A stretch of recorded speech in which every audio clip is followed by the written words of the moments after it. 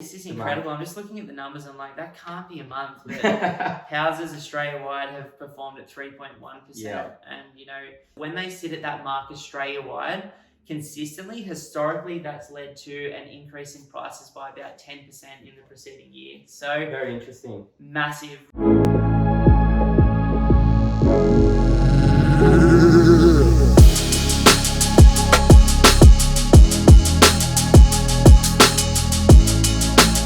We cannot believe that it's already Q2 in 2021. I swear the first quarter went so quickly. So fast, man. Unbelievable. So we thought it'd be time to give you all another market update, and we're going to talk about the quarterly growth throughout Australia. We're going to talk about some of the vacancy rates, and we're going to talk about some of the interesting things that we've been seeing. So why don't we kick it off with some of the info from CoreLogic this month about how Australia's been performing over the last month and quarter. So the update that we got from CoreLogic in the last week was, I think it was March was the strongest month in 32 years from an Australian property price growth perspective. So 1988. 1988 was the last time we had a better month. Older than me. Was that for February or was that for March? That was March. Incredible, man. And I know February was a cracking month as well. So huge statement. We're looking at the quarterly results for Australia-wide. Prices have gone up 5.8%, which I haven't seen this strong since Sydney and Melbourne were going up by 15-20% a year between 14 and 16. Yeah. In terms of the monthly, the annual property price has gone up 2.8%. Now, if that continues, you're talking about a 20% growth here. Yeah. Like, incredible. I don't think that's going to happen, but fingers crossed it does for all of you guys out there with properties. Oh, hell yeah. It's really nice to be a landowner like this. Let's talk about Sydney, Melbourne, Brisbane and Perth now. So in terms of quarterly, Sydney has gone off its head. Absolutely off its head. And we've been talking to people down there. I've got friends trying to buy properties down there at the moment. And it's feral, 30, 40 offers at any property, multiple registered bidders at all of the auctions. And it's really looking like what it was looking like back in the start of 2017, which I do feel sorry for all the first home buyers down there right now. Yeah, it's rough, but not everyone's looking for that $1 to $1.5 million home. There's still plenty of good options and plenty of affordable suburbs once you're out of the CBD. So it's not one market. There's a heap of markets in Sydney, and don't be too upset. As a long-term hold, regardless of how expensive it feels now, over 30 years, it's going to look cheap. But we do like some of the other markets we'll talk about more in a moment. So Sydney, 6.7% in the quarter, 3.7% in the last month alone. Melbourne's also had a cracker, as has Brisbane. So Melbourne did 4.9% in the quarter. Yep. Brisbane did 4.8%. And Perth actually did 5% in the last quarter as well, which after a long 13, 14 years over there in Perth, it looks like things are starting to turn around for the better. Same with, Darwin and Hobart, it's just cooking as well. Yeah, every capital city in Australia has actually been doing quite well, but they were the top performers. And it was interesting to see, CoreLogic went on to say that Sydney and Melbourne, after this quarter, have now reached their 2017 peak. So, essentially the declines that they experienced in 2018, 19, and then sitting flat throughout 2020, it's now getting back to where it was. So it'll be interesting to see what happens down there moving forward. That's a positive thing because it's been a bumpy bloody ride in Sydney and Melbourne. Like, prices went nuts, up 70% in Sydney and up 50% in Melbourne. Came back 15%, went up 15%, came down 10%, and now I've done that. And that's all happened in, 4 years. So it's just important to recognize that should bring some stability. A lot of people down there will be starting to feel wealthier again, and that's going to result in the economy re-stimulating, people refinancing, and in the future, buying more investment properties and stocks as well. Yeah, it feels good to obviously, be one of those people that, not me personally, but if you bought a property at the peak in 2017, at least you're like, now, finally, we're back to normal. Yeah, which is good. A lot of people lost that we spoke to $200K pretty quickly at that time, and it's great for them to have made that back up.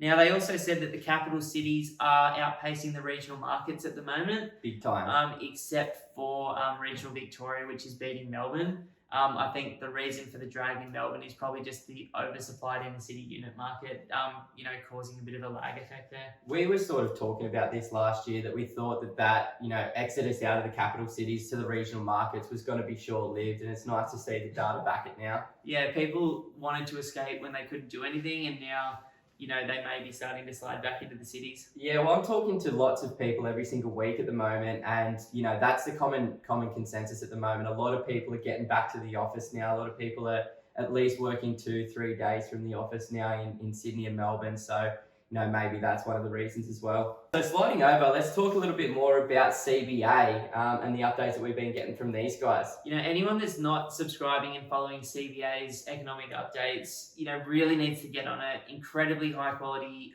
perspective, at least 3 months into the future. Since we've been following it, seems to be very, very close to the mark. Yeah, their consistency has been amazing. Like phenomenal in the last 2 years. So, obviously they're starting out this month by saying the growth in house and unit prices Australia-wide is hot. Again, it's weird to see CBA as such a conservative institution saying that stuff, but their words, they don't expect the government to step in this year, 2021, with any tightening of credit. The macro-prudential. Yeah, and on top of that, which is important for all of us, that they're not planning on stepping in until at least 2024.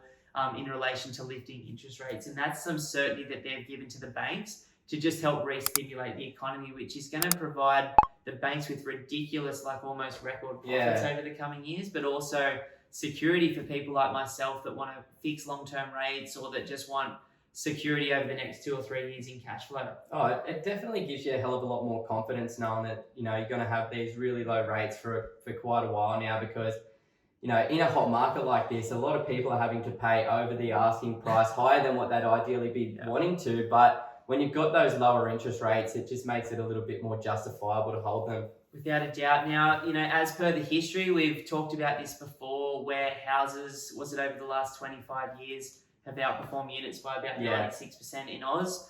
The trend over the last... was it month or quarter? This was the March.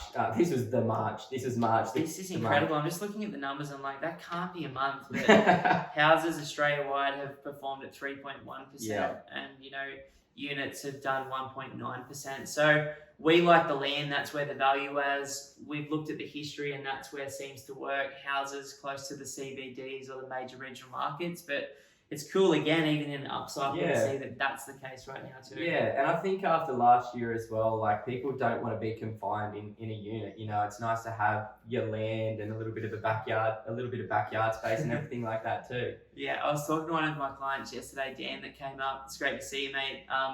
We had some lunch together with his daughter, and he's a rental in Melbourne, just a small little terrace, but he's put in his own deck. He's planted all these natives, and he's just fully made it his own.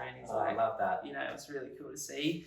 What was important is that auction clearance rates Australia-wide are sitting at over 80%, outside of Brisbane, where people just don't sell at auction up here. What would you when the contracts are so good for both buyers and sellers? But they are sitting at above 80% in the last 2 months. Now, what Commonwealth Bank went on to say, which I love, is that when they sit at that mark Australia-wide, consistently, historically, that's led to an increase in prices by about 10% in the preceding year. So very interesting. Massive, really important information and confidence as well. We just had a little dog jump onto the lounge, which you probably can't see. But that's crazy to see, and that's kind of in line with their initial predictions earlier in the year, saying that they believe that house prices are going to increase by around 9.5% this year. So auction clearance rates backing it, hey. It seems like it's going to get there at the moment based on what we're seeing now on the ground in our business, which is important because we do buy 100, 150 homes a year,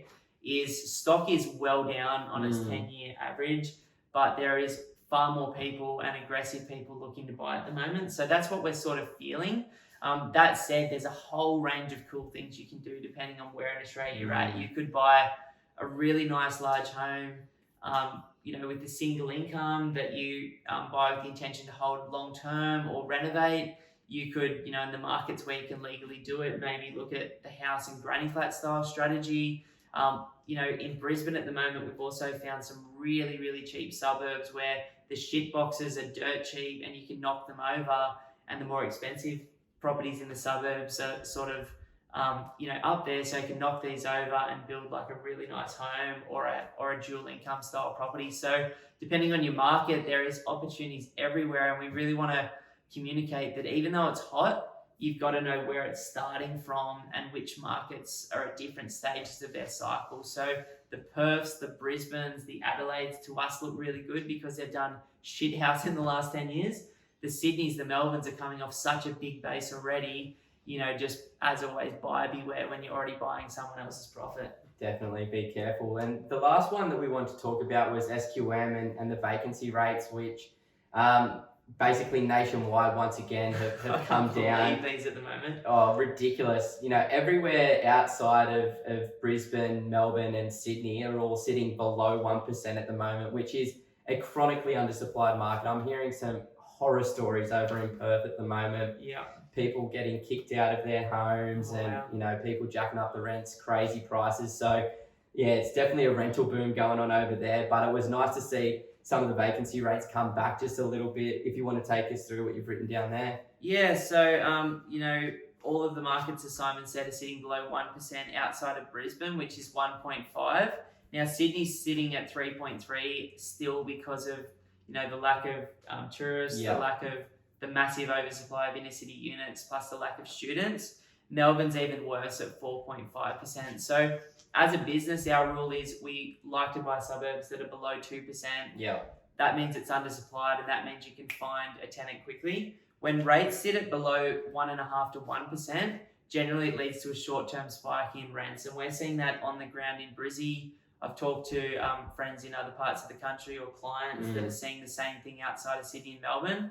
Some of my properties have literally jumped as much as $100 in the last year of rent right now, and we're seeing more and more of that. It's really, really nice, especially in places like Perth and Brisbane where rental prices have been so flat for such a long time. So now we're starting to see a bit of an increase. I know I personally was able to get a little bit of extra rent. I'm not booting people out or anything, but getting what the property's worth, which is good. Without a doubt. Now, what I've noticed from looking at SQM's data long term for vacancy rates in the capital cities versus the capital growth from RP data is when vacancy rates sit below 1% for an extended period, it generally creates demand, and some people get the shits with renting, especially when interest rates are low and they start buying, and that drives up prices. So that's something that's important to note. The other thing you want to note in this current market from RP data and CommBank is a whole heap of new mortgages are being written at the moment, particularly in Brisbane and Perth.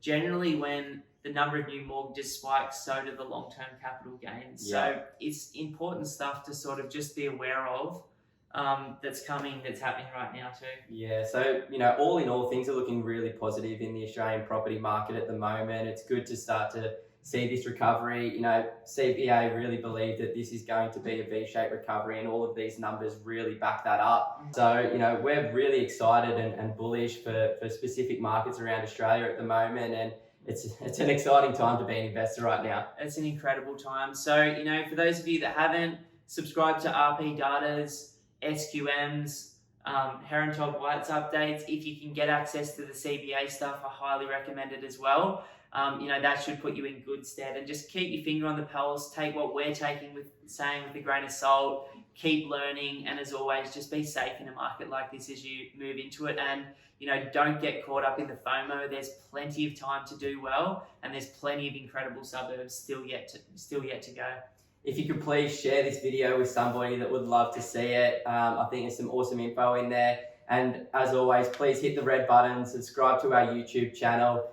Give us a follow and a like on Instagram and Facebook, and we're going to continue putting out really awesome content about the Australian property market and different strategies, different ideas that people can start thinking about, so that you can go out there, invest with confidence, but as always, invest safely. Sweaty, so sweaty.